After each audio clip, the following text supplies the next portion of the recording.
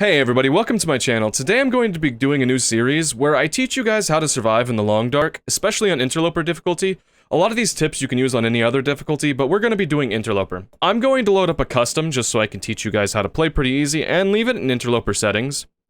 And today we're going to be spawning at Desolation Point. I did a video where I did Forlorn Muskeg last time, but this one's going to be a much longer series. We're going to be going day by day, up until I forge, and I might even do long-term survival for this character, if we manage not to die. Okay, we just spawned in Desolation Point, and it's a little bit past midday. Now, because I've played this game quite a bit, I know quite a few things just off rip. And one of those things is that if you spawn at this time of day, you want to hurry along and get to places you gotta get to, because it's going to be dark inside, so you won't be able to find something like, say, matches. Hey guys, this is Alex from the future. I was just letting you guys know at the beginning of this series that I accidentally had my audio from the game recording on a track that didn't exist. So there's not going to be any game audio for like the first 3 episodes. I don't think it's that big of a deal. Not enough to warrant replaying like 3 or 4 hours. So it's an inconvenience for me. I hope you guys don't mind, but I got it fixed. Anyway, so I know that the matches on this map are going to be spawning inside the cannery. There is a lighthouse above me that we're not going to visit on day 1 due to the time.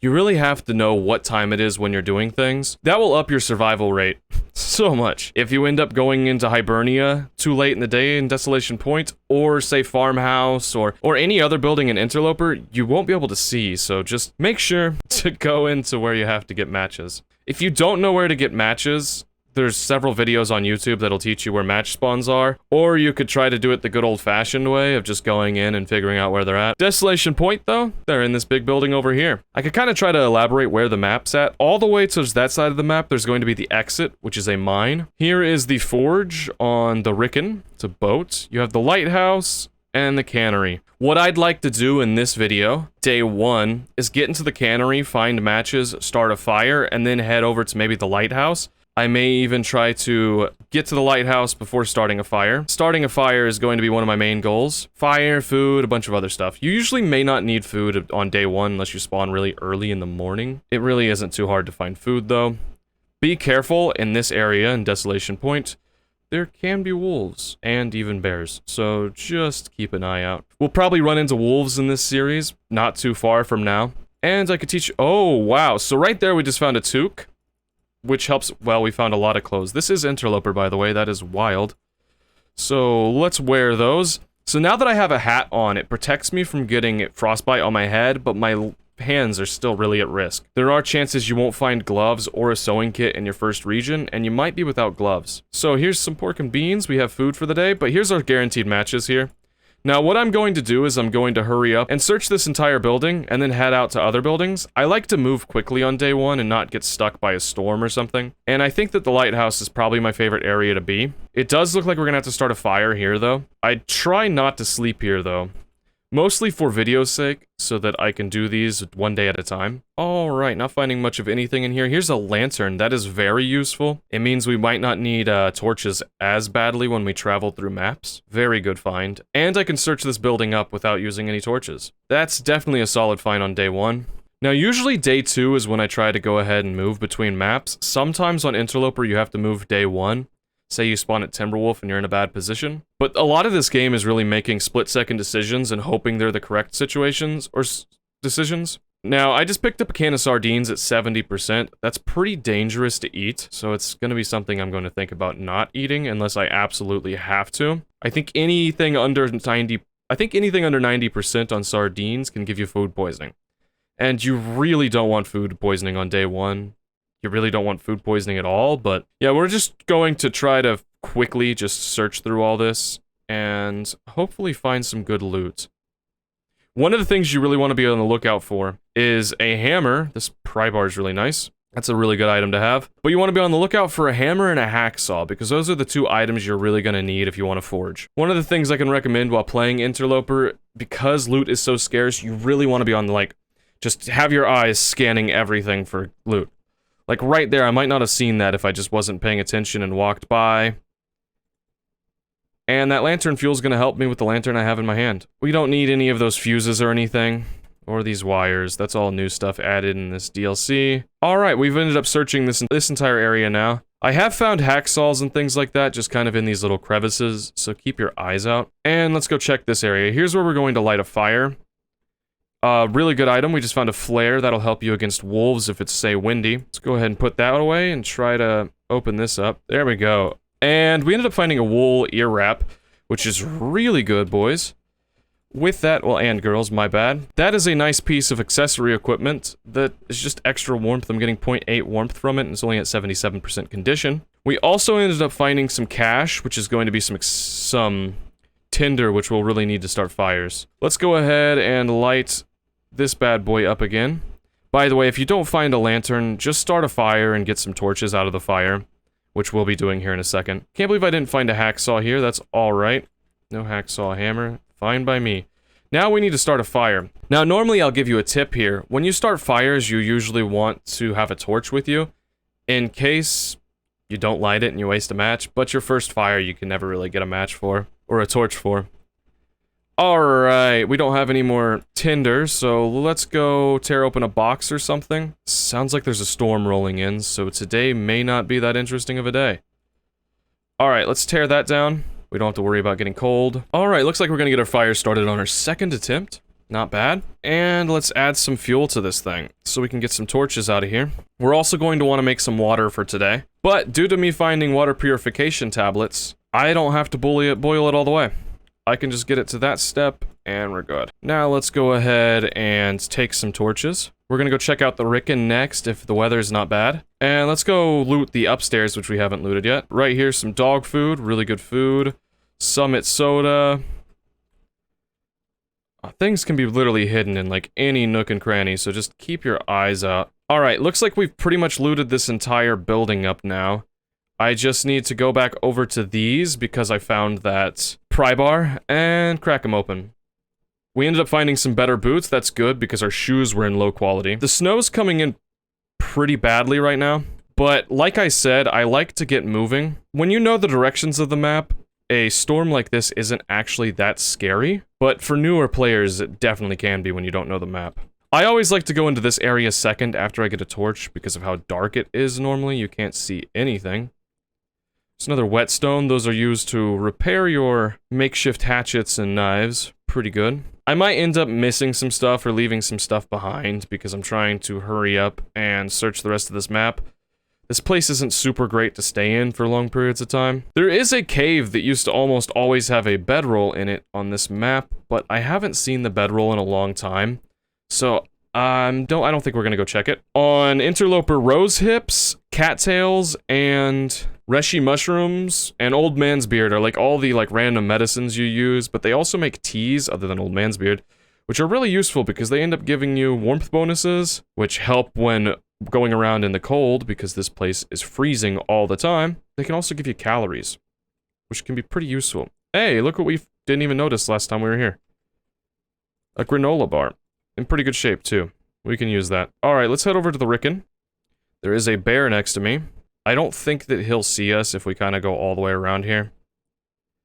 These guys usually don't have a great sense of distance, so we're probably fine about that. I wouldn't recommend just doing this if you don't play that often. Bears are a lot scarier than wolves. Wolves you can literally just look at and go backwards and they won't attack you unless you let them get too close. Bears will just charge you. Alright, now we really can't sleep in the ricken, so we're also going to have to go up to the lighthouse tonight in this snowstorm.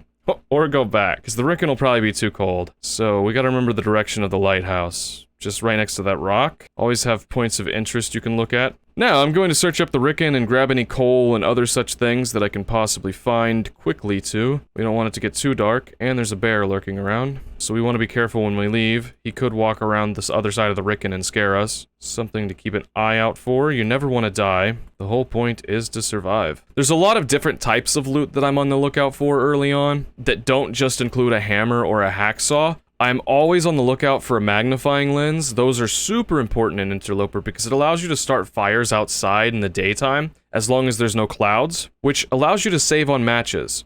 And matches are not something that last forever. So anytime I ever actually get started and get a good enough start to where I have a magnifying lens, I try to use it more than I would matches, just to save stuff up. A book pretty useful in Interloper. Gotta sew a lot of stuff up to stay warm. This is the coldest difficulty. Can't believe I didn't find anything in here. Yeah, didn't find much. There is a key with a cache on it over by Hibernia.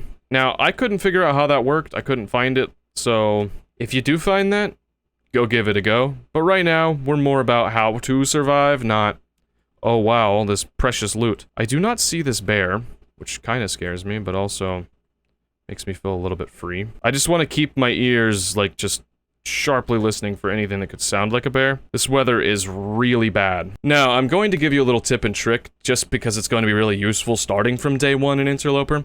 If you don't have really good low health, like say you're like me and you didn't get really low health first day from like the cold, I'd recommend starting to starve every day until you really can't. If you ever want to see how I do it, I have several series on the Long Dark Interloper of me playing, and I just started a new one like a week ago. But the plan for the Long Dark Interloper to preserve food is to starve all day and then eat 750 calories at night so you can sleep 10 hours. Now, our goal is that lighthouse. That's where we're going to be sleeping tonight. It usually has the best warmth here. So what I like to do is just kind of slowly climb up this. If you have a torch in your hand, you're pretty safe. As you can see now, we're also getting cold, which puts us at risk for frostbite, because we do not have gloves. If we find a sewing kit, we could tear some curtains down and make some makeshift gloves or a hat. We already have hats, but always keep that in mind. Try to stay warm and not have any frostbite risk. Alright, I think we're good. We're gonna go ahead and chuck that torch. We have one more in case we want to start a fire. We could break stuff down in this building if we wanted to. We do not want that out. We want this out. Yep. Alright, now let's go ahead and light our lantern. And, oh, what do you know? We ended up finding some fleece mitts. So now I'm actually pretty safe when it comes to traveling. I can't get frostbite anymore at all. This is a really good start. I'm having, pretty good luck. Not as nearly good luck as I had on my Interloper series that I just started in Pleasant Valley. That luck was crazy.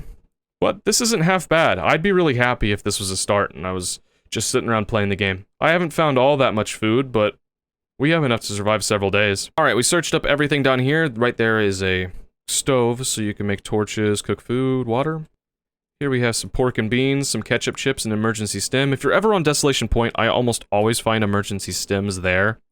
Emergency stems can save your freaking life. They give you energy to sprint. They give you health back. Firearm cleaning kits. I guess because I'm playing on Interloper, that spawns. I don't normally see that because it's custom. I don't know if there's guns in here. I won't use them if there are. But that's why you're seeing that, because I started on custom so I could pick the map. I don't think I changed any of the settings off of what normally was Interloper. Maybe there's a glitch to where there's a little bit of stalker settings. Anyway, this all just is very similar to how I'd normally play, though. I double-checked the settings, too. They should be just fine. Anyway, we've ended up surviving our first full day and made it over to the lighthouse, which now means that tomorrow is going to be our day of traveling. Now, because we're kind of warm here, and because I don't have very much to, start said fire, I'm going to go ahead and break down some wood. Now, one thing I did earlier is I made water, which I just realized now, and I didn't put any, purification tablets in, so we're going to go ahead and use those to purify some water.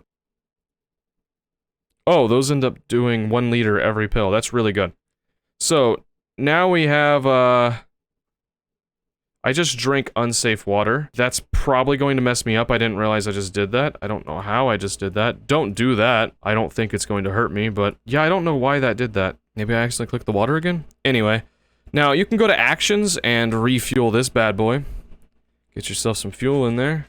That'll help us out. Now, because I need wood to start fires in the future, I'm gonna go ahead and spend 1 hour and 30 minutes just breaking this down. Boom, there we go. Now, let's go ahead and find our bed, and this will be the end of day 1. Tomorrow, we're going to be going out and traveling to Mystery Lake if the weather permits. If. You never know with this game. Now we need to eat food. We don't have a can opener or anything to cut these open with, and on this map, you can't really find any cattails over this way anyway. So we're gonna eat these ketchup chips, try to get ourselves up to about 750 calories. That should be a little bit more. You're gonna wanna make sure that you're hydrated, and then find wherever your bed was at. There it is. And we could sleep 10 hours. Those are our Interloper settings too, with calories burned, okay. Don't know what was up with the firearm cleaning kit, that was really weird. Alright, we ended up sleeping most of the night away. Now, usually in Interloper, you're going to have things like this, where you're not able to fully sleep all night. You want to find things that you can do to pass time. A great way to do that is going to be inside of here.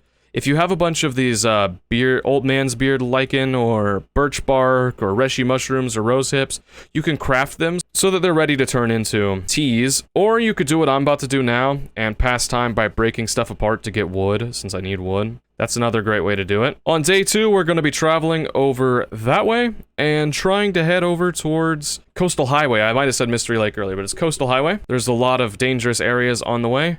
But anyway, thank you guys for watching. If you enjoyed this video, drop me a like and sub to the channel. Anyway, I'm out. Day 1, the Long Dark Interloper, how to survive. Over. I'll see you guys in day 2.